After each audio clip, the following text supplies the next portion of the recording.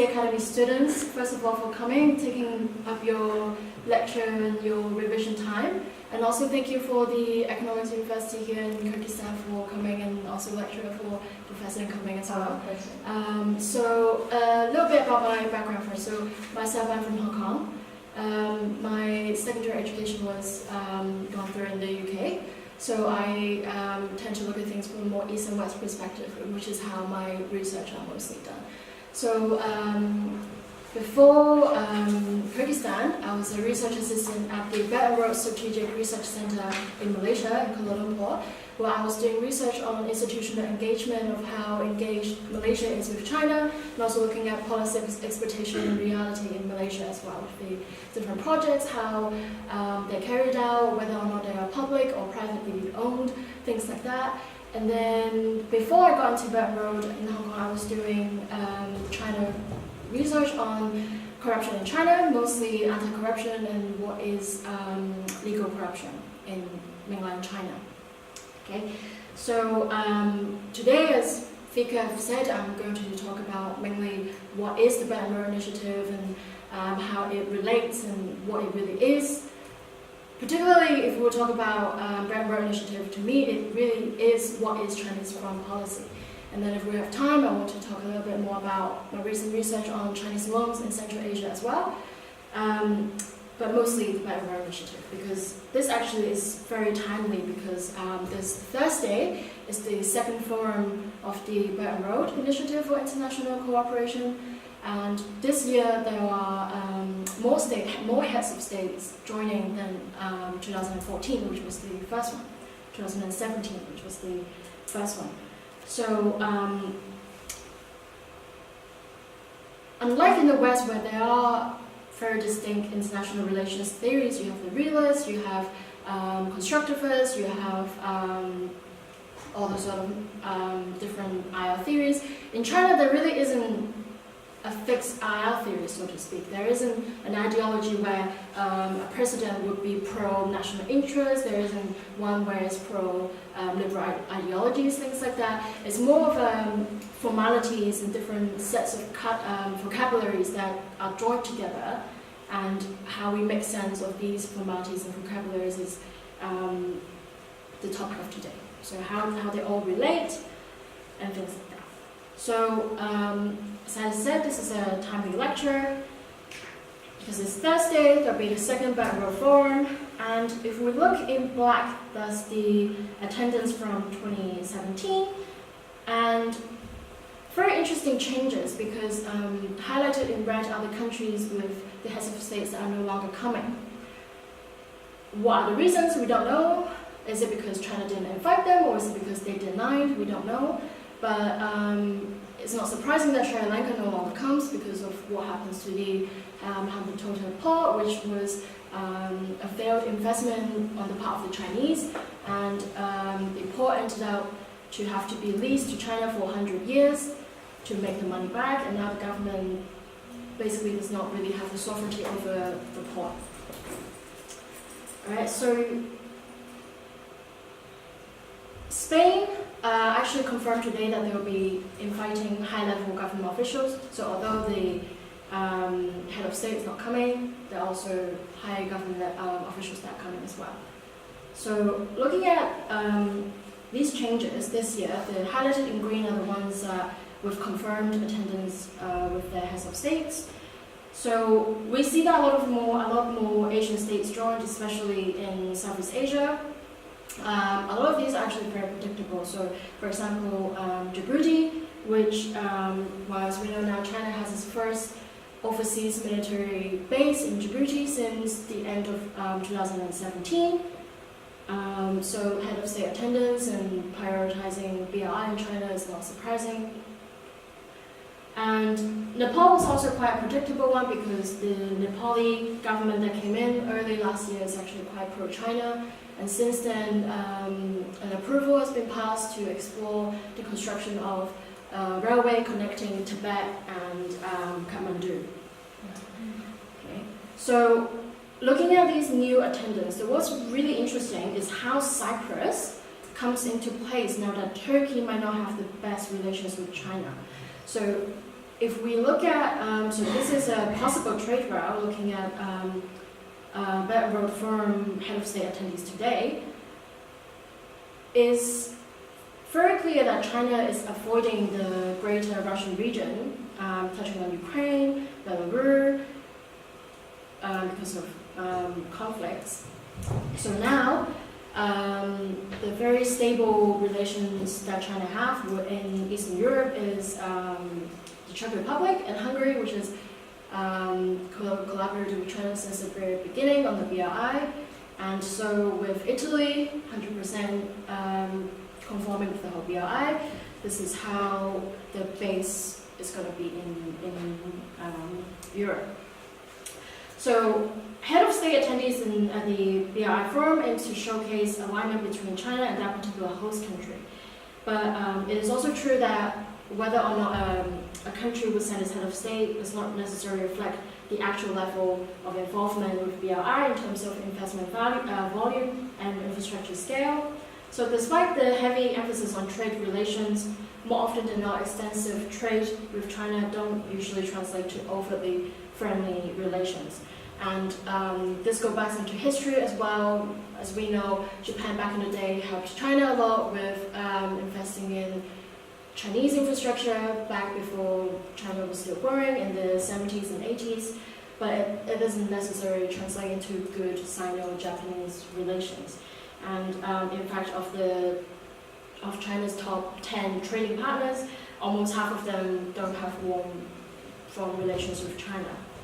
And some even have direct territorial dispute with China, for example, Japan, in East China Sea, India, and Vietnam, which also has direct territorial dispute. So, under China's own system of labeling strategic foreign relations, Singapore ranks really low as all-round cooperative partnership. So these are all labels that China use to describe their current relations with a certain country and their own system, and each word means a particular thing. But this is the roughly ranking of how China, which country China prioritize. And Japan is China's fourth trading partner, but it doesn't even have a partnership, it's simply a relationship. So this labeling is for strategic, military, ideological alignment. Okay? So, especially if we look at Russia and China trade relations, Russia hardly can be called China's most important trading partner, but again, Russia tops the chart, so this is very much about ideological, military alignment. But this story has actually gotten more interesting in the past year with Sino-American trade war, because as countries usually do, when they're in trouble, they naturally gravitate towards their main allies. Russia in 2018, Russian export to China has for the first time exceeded their import from China. So, which means in 2018, China and Russia closed a 13-euro trade gap, which is something that the US and China wants to do for a very long time, but Russia did it first with China because of the trade war. So how did that happen? So one of the main criticisms of Chinese policy is that China has a lot of taxes and tariffs on importing agricultural products from foreign countries. And so in 2018, China approved dozens of Russian agricultural suppliers, and also Kazakhstan's national railway company has reported a 54% increase with eastbound cargoes to China in 2018. And also for the first time in 2019, February, earlier this year, the first Kazakh wheat cargo entered Urumqi. So we're seeing this trend with China opening up more specifically to BRI partners in light of this trade war with the US. So the trains are really interesting because the trains from Chongqing, which is the central part of China, that has for many years been landlocked because of its geographical location and just because of the mountains are quite hard for trains and tunnels to form. But then, with Chinese investing more into highway and railway technology, they now have, learning from a lot of Western partners as well, have mastered these skills that they now have a very connected port in Chongqing.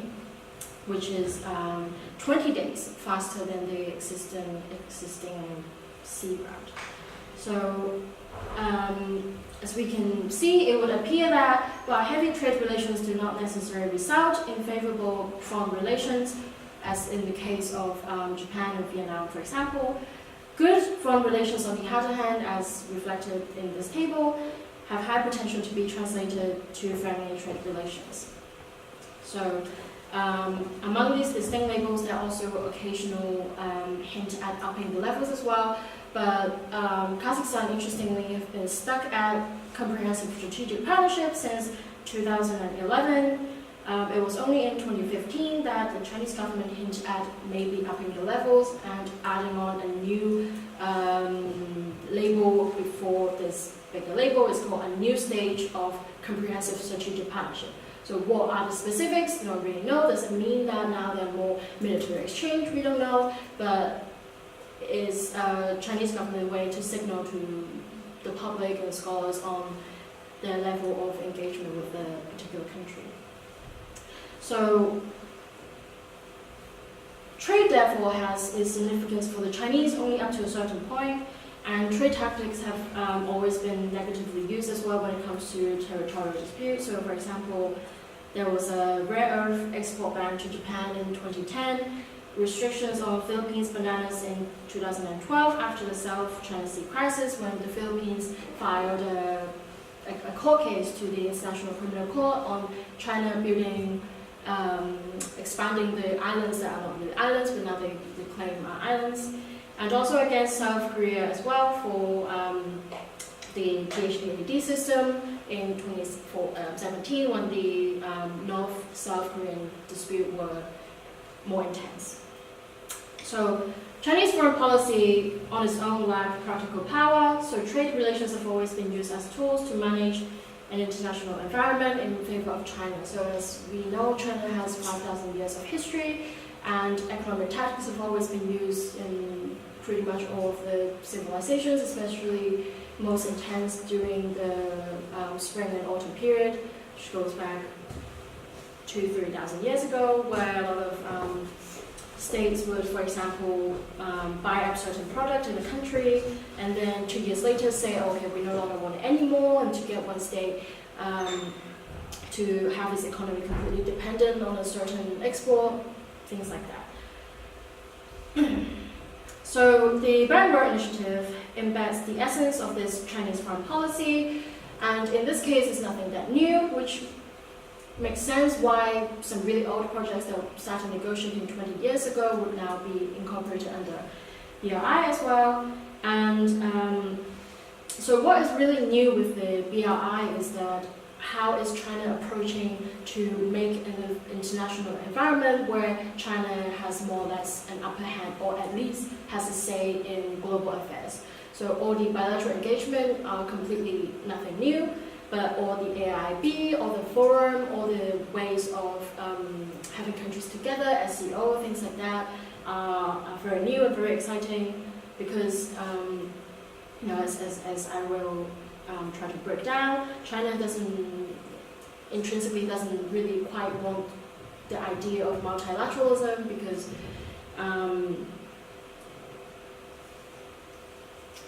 it's more difficult to manage, because if China were to be very pro-multilateralism, it also gives other countries opportunities for them to comment and intervene into Chinese internal affairs as well. So that's one of the last thing that Chinese government will want. So at this second BRI forum later this week, apart from more states committed to this project, the forum is expected also to showcase newer and more measurements of project operation, which was the focus of the majority of my research these days, is to document what has been done in the name of Belt and Road.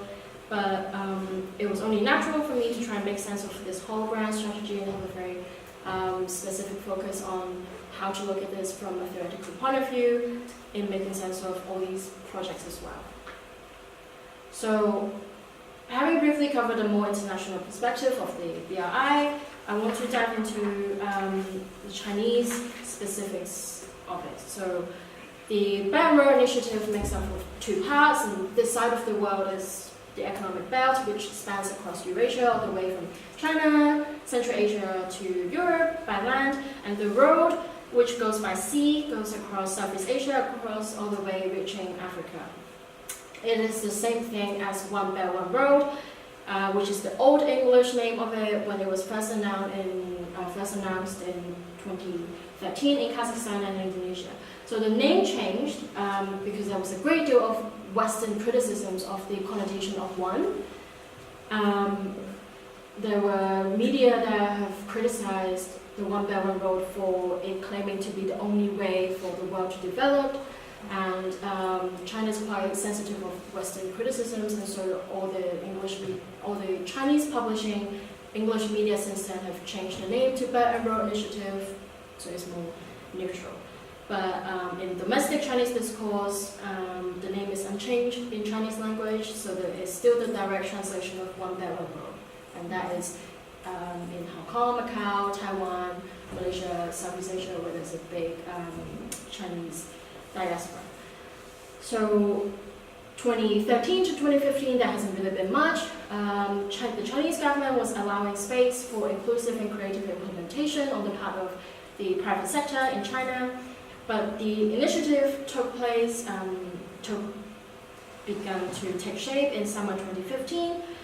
First, there was the release of the first policy framework for the Belt and Road Initiative, which is called the Vision and Action on Jointly Building Silk Road Economic Belt and 21st Century Maritime Silk Road. So this is the first policy framework / white paper of the whole initiative, and it detailed 5 goals on policy, trade, infrastructure, finance, and cultural, with very specific goals under each one how to operationalize it. So for example, under the trade one, we see China saying, okay, we need more free trade zones. Under the finance one, we see China say, okay, we need to internationalize the renminbi. We need more offshore clearing banks in, for example, Kazakhstan, which we don't. And the cultural aspect, for example, more Confucius institutes, more scholarships for Central Asian students to China, things like that. And then there was the establishment of the leading group for the Belt and Road Initiative. So this leading group's names and everyone's positions was announced in 2015 May. And following that, there was a report on what are the goals and what are the specific projects that are going to be carried out from 2015 to 2017 as well. So we see a trend of every 2-something years, China will have a very constructed policy paper, and then there will be a group of people that are responsible to what's happening in the next 2-3 years, and then you have an operational report that details what's been done in Africa, things like that, and then goals of what are to be achieved in the next 2-3 years. So, and then in 2017, at the first BRI forum, there was a list of deliverables with 270 concrete results, which about 5 days ago, a Chinese report was published that all of those 270 deliverables has been implemented, and this was one of the highlight of bringing more attention to the second Belt and Road Forum later this week. And then, so the building the Belt and Road concept paper was published by the leading group, and they have a very extensive, detailed project list of what it is, things like that. And very often, the included projects are not obviously labeled as Belt and Road project, neither in Western or local media of the country concerned. According to the State-Owned Access Supervision and Administration Commission of the State Council in China, the BRI now account for over 3,000 projects worldwide as of 2018. China, Kyrgyzstan alone has reported to signing over 200 bilateral documents since the announcement of the Belt and Road. It is baffling because not even China has a consensus of what counts as Belt and Road project, and this is hopefully an issue that will be resolved at this coming forum. because it's an issue for the Chinese government as well. An increasing amount of businesses in China have been trying to use the label BRI to start projects overseas that are not profitable in order to please the central government or their own provincial governments, as well as trying to get loans from Chinese banks using the label BRI. BRI hosts, obviously, here or elsewhere, want to know what are the kinds of Chinese businesses that can be trusted, and by that, I mean with actual government backing, that's so the investments and things won't go to waste. Otherwise, local businesses will have a very hard time deciding whether or not they should go with a BRI project as well. And actually, this is an issue that has resulted in a lot of bad image for the BRI, so this is not good for the Chinese government as well. So in Malaysia, for example, the Malacca Gateway, which is a port project that was aimed to provide more storage for Turkish and Saudi oil to be more readily available for China, which was itself a self-proclaimed BRI project started by a private Malaysian company with Chinese contractors. So the funding didn't only come from China, but also came from many Western states as well. But about a month ago, the Malaysian government has cancelled the port licensing for that private Malaysian company, and so now all the investments have gone to nowhere. They have already built on the port and refilled the land, things like that. So again, this is an issue that China has to deal with, and China has done so far nothing to intervene the Malaysian government to revert their decision to allow the port to be, up and running again. A project which is called the ECRL, the East Coast Rail Link, which is a rail link that connects the eastern part of Malaysia to Kuala Lumpur. That rail link has potential to connect China to Malaysia, and it's more about connectivity, and that is the actual flagship project of BRI in Malaysia, which China has been trying to secure, unlike the Malacca Gateway project.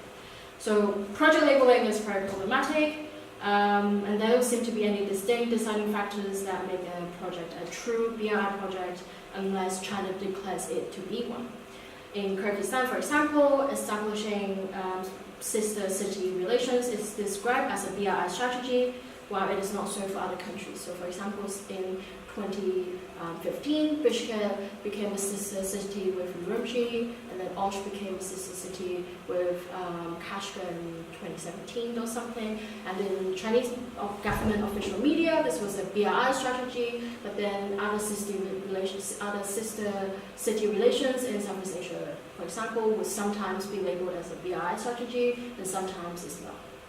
So it's still very unclear with project labeling. And in the Chinese discourse, the Asia Star Agricultural Cooperation Zone is the flagship BRI project in Kyrgyzstan. But perhaps local here have a stronger memory on the project where China assisted to repair the Bishkek power plant, which broke down about a year or two ago. So that was also described as a BRI project by the Chinese, but I'm not sure how much the local here actually are aware that there are a lot of projects by China that are labeled as BRI projects.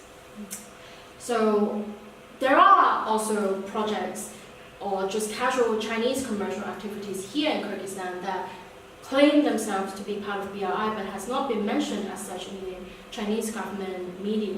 So this is a photo that I took of a banner from the highway to Isikul about Beijing, which is a Chinese company that owns 60% of Kyrgyzstan's third largest gold mine.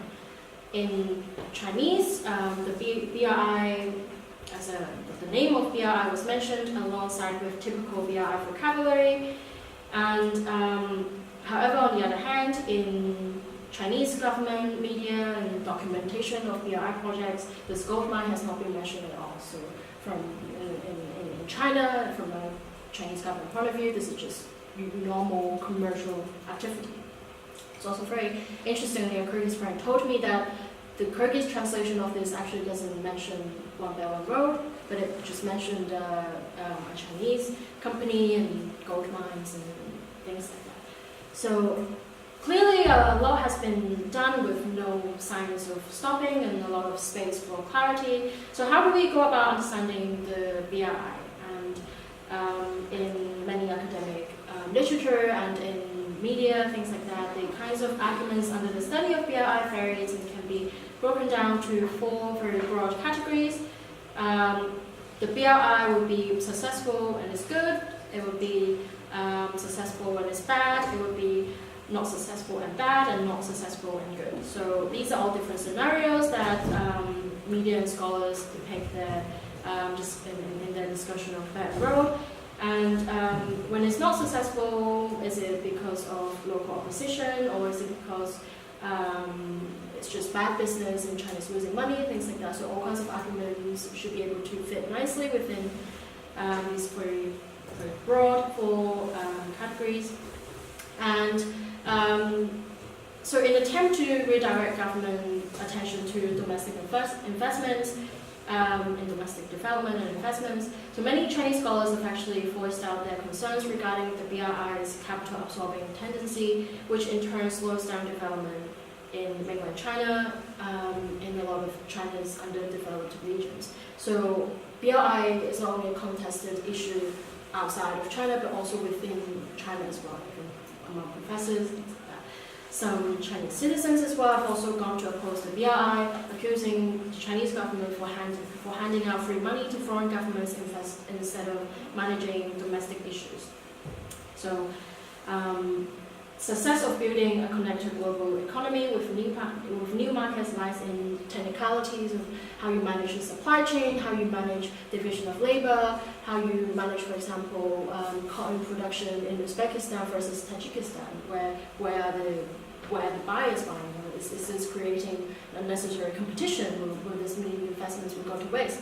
So managing a balanced level of profitability and long-term local harmony is really important. That will be an important contributing factor to it being successful or not, among many other things. But bad or good mainly is more ideologically determined. It will always be difficult for democratic liberal societies to accept and work with authoritarian governments, let alone China, one that has a worrying record of human rights violations. Yet both of these issues, successful, good or bad or not, are influenced by one thing, which is China's instructing capacity and intention on the BRI. And my fellowship paper, which you can find on the OSCE Academy website on the policy brief, is a very concise version on the theoretical ground in making sense of what drives the BRI. And these drivers, the ultimate intent, drive China's instructing direction and determines its capacity to further the BRI.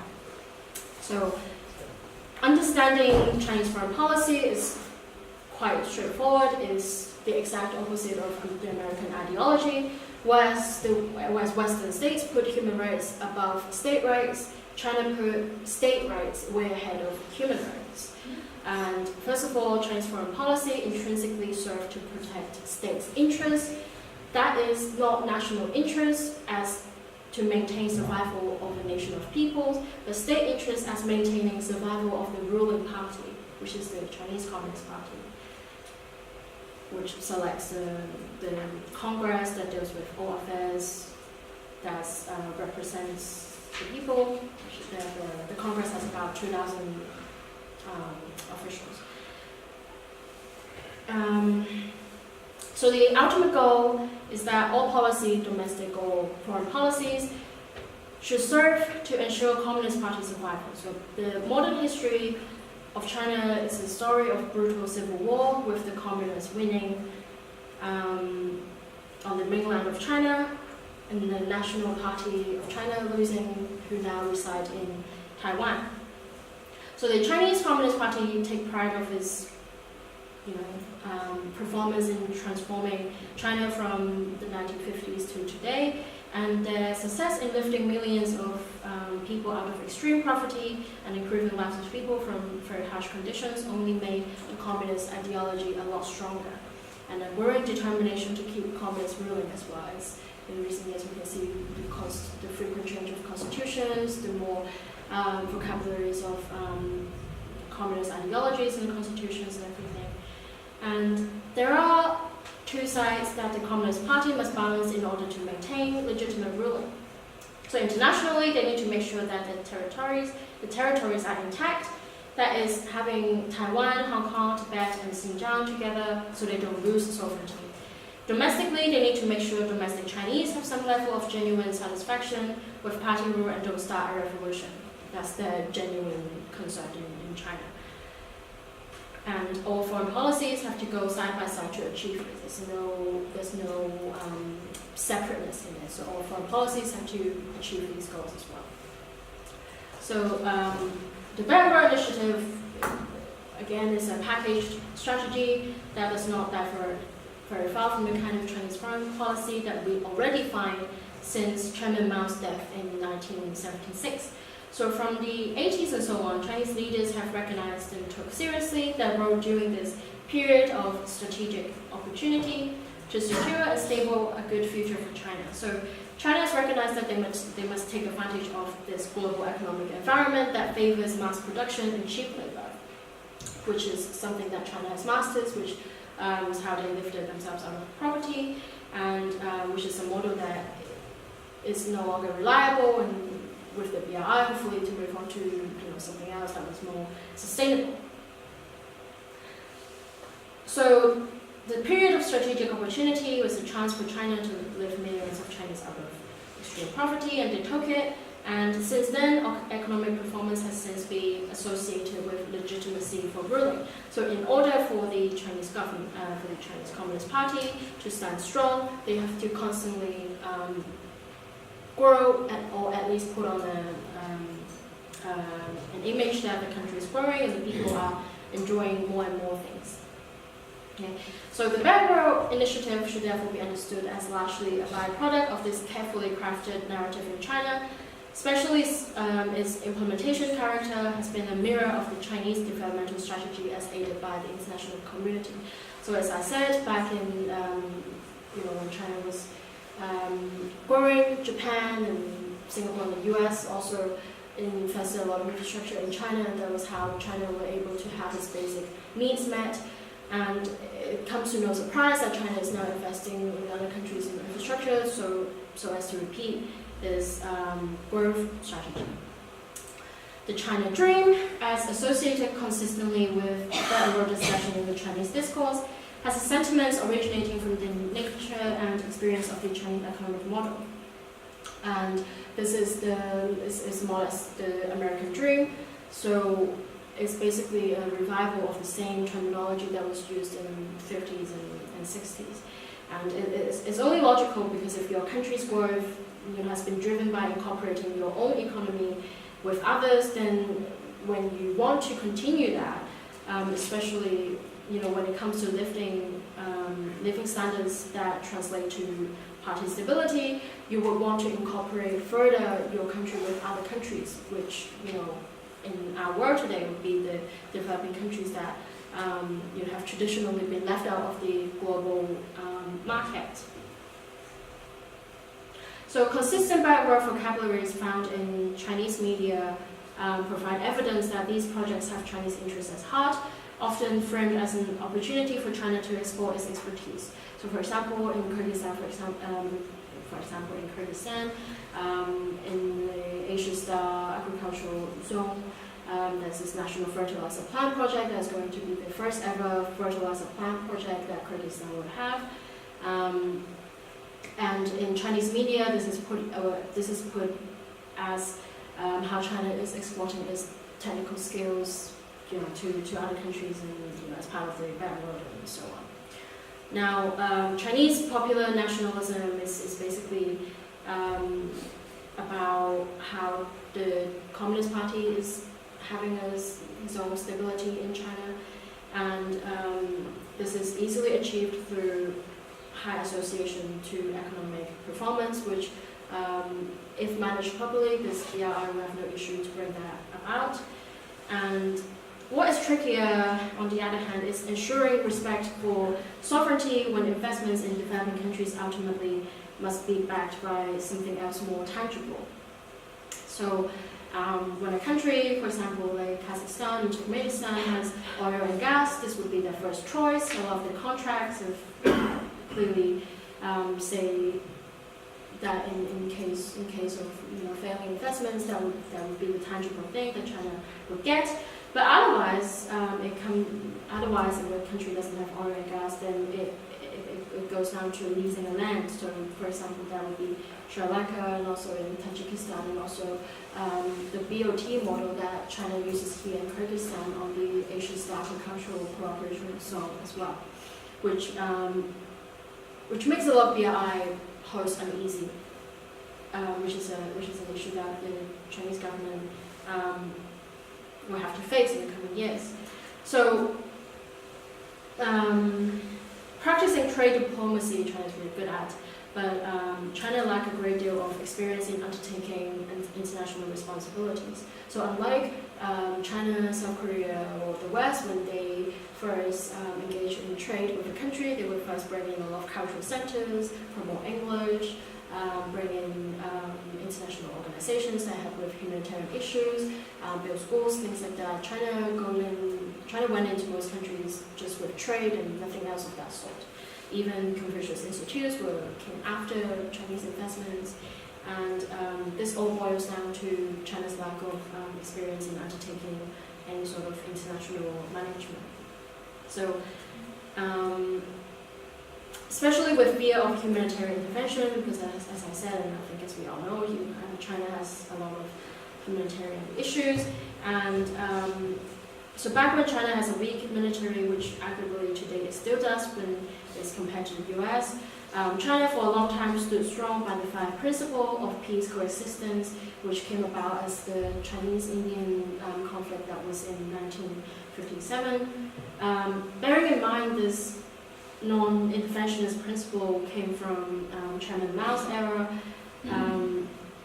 As we know, in the 19th Congress, about a year and a half ago in China, President Xi Jinping has incorporated his own thought into the guiding ideology of the Communist Party. So there's a lot of debate now whether or not President Xi's thought is going to not replace Chairman Mao, but would it be more important?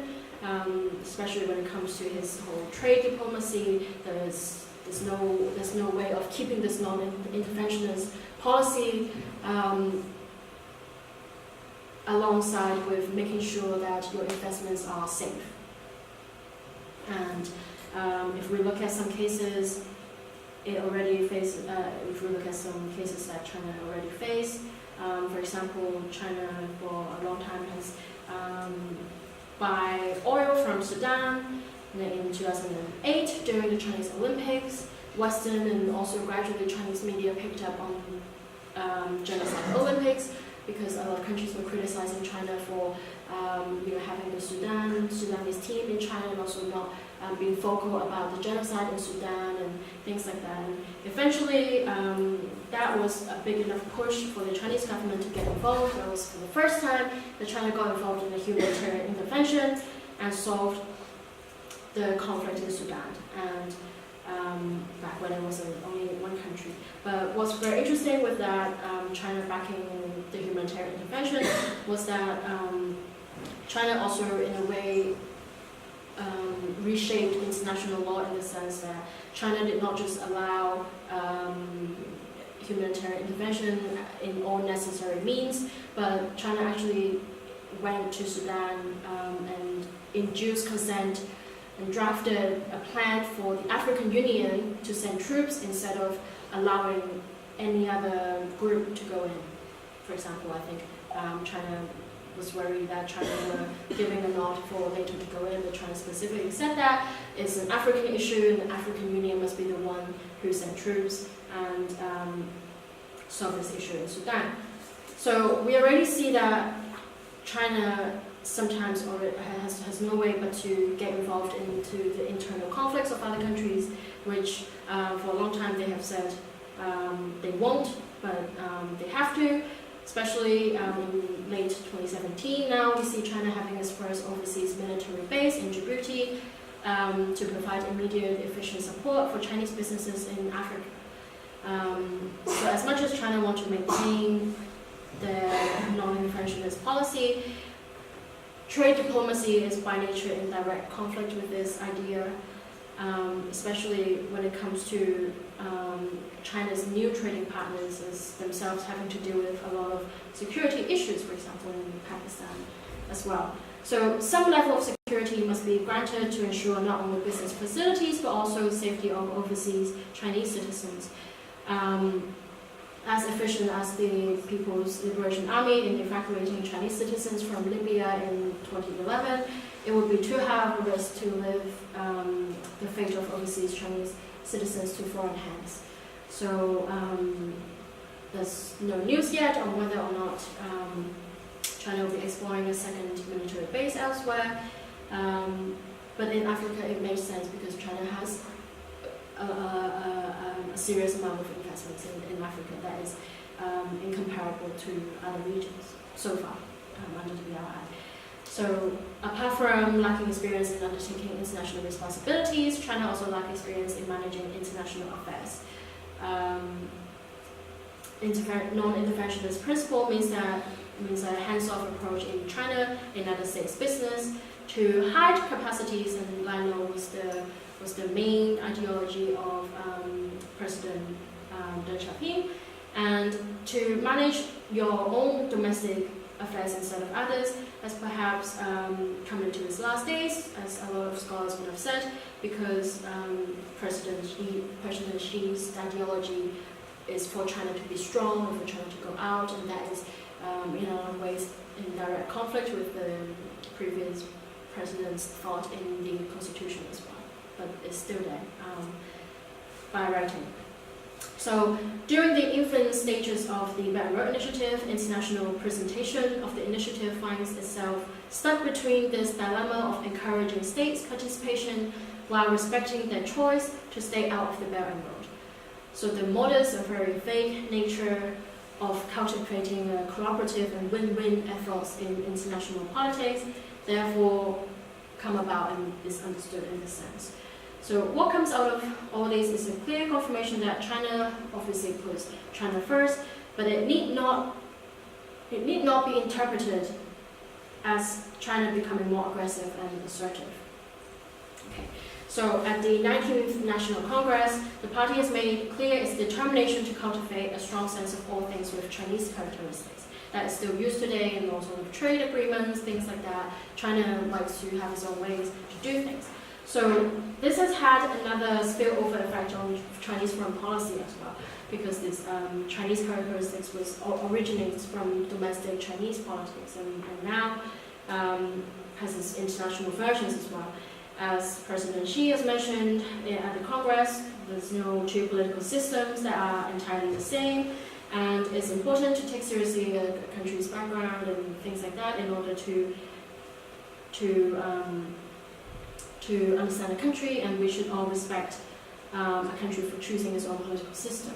So in this sense, China in the coming years will ensure that they have their say in the realm of ideology and sticking with their own communist ideology and their way of doing things, while doing more to foster a Chinese spirit, a Chinese value, and Chinese strength on the international stage. So from the looks of it, many have concluded Xi Jinping's speech as evidence for Chinese assertiveness, but on the other hand, what this Chinese exceptionalism has in fact revealed could be a very deep insecurity within the party's grip on the mainland.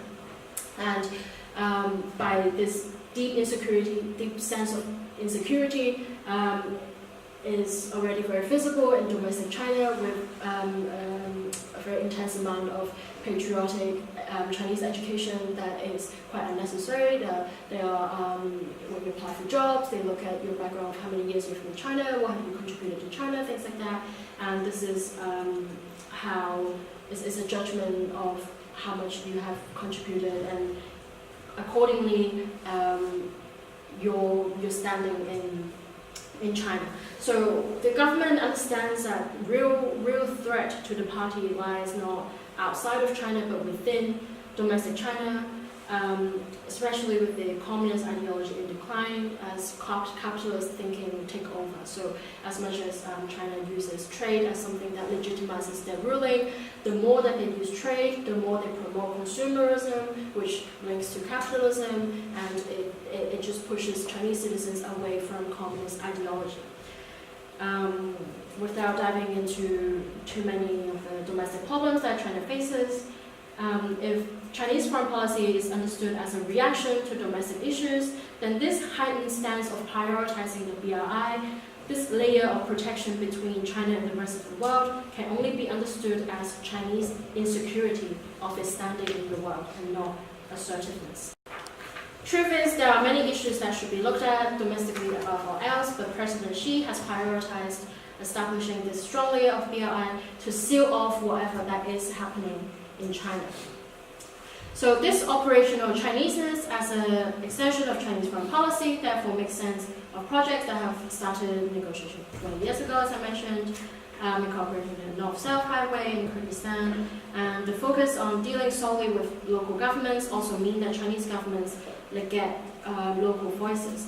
So since they expect the local government to manage their own internal affairs, they must be the one that understand their economies the most, and therefore it is the host government responsibility to make judgments with regards to Chinese loans. Personally spoken to some Chinese professors and a lot of Chinese that have that see the debt trap as that doesn't make any sense, because it shouldn't be the Chinese government investigating the host country's ability to pay back the loans. It should be the host countries to reject the loans and negotiate.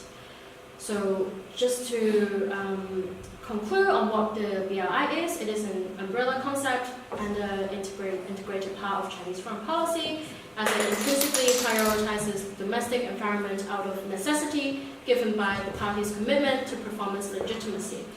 The domestic trend of intensifying nationalistic sentiments has a spillover effect to Chinese foreign policy, as manifested also in the Belt and Road strategy.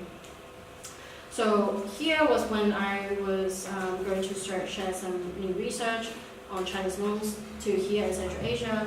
But with the second forum coming up, I think it's much more interesting to go through some of the newly published information quickly before we go into Q&A. So this very new operational report that came out just yesterday. It was confirmed that all projects signed during the 2017 forum has been implemented, and the Outlook section of the same report have introduced 7 new aims, again with clear steps how to achieve it, and they are all termed as roads to something. So road to peace, road to prosperity, road to openness, road to green, innovation, civilization, and integrity. So with peace, it's mostly the same thing. Actually, a lot of these are things that you already find in Chinese foreign policy framework. But what is very new, for example, is under peace.